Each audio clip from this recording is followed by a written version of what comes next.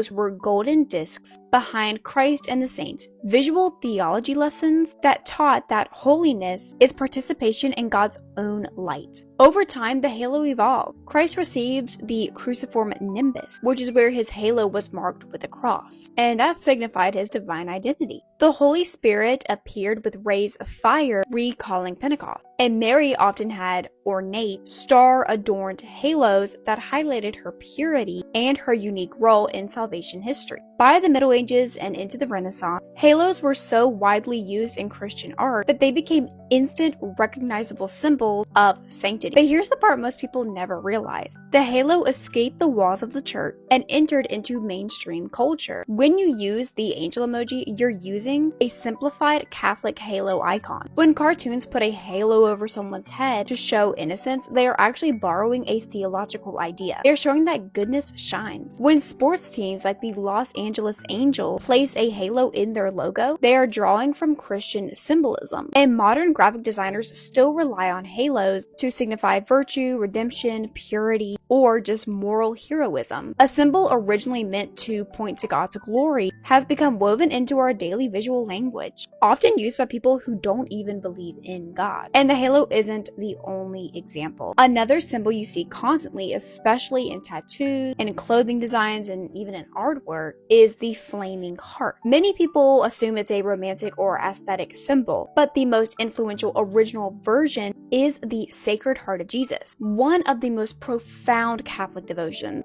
And it represents Christ's sacrificial love that burns, purifies, and transforms. Depictions of the Sacred Heart with flames, thorns, and radiant light grew especially after the visions of Saint Margaret Mary Alacoque in the 1600s. And today, flaming hearts appear everywhere without people realizing that they're seeing echoes of Catholic imagery that is about the burning love of Christ. Even the peace sign or the victory gesture has deep Christian roots. Although the modern version has become linked with peace movements, the basic gesture resembles ancient icons of Jesus and saints who raised two fingers to bless, symbolizing Christ's dual nature, how he is fully God and fully man. And it just represented the theme of victory over sin and death. While the modern meaning is broader, the gesture still carries the shadow of Christ's triumph. The next time you scroll through emoji, notice a flaming heart on someone's shirt, see a halo floating above a cartoon character, or toss a quick victory sign in a photo, remember, these aren't just random symbols. They're quiet echoes of a faith that has shaped human imagination for nearly 2,000 years. Even in a world that feels secular, the symbols of heaven have not disappeared, simply hiding in plain sight.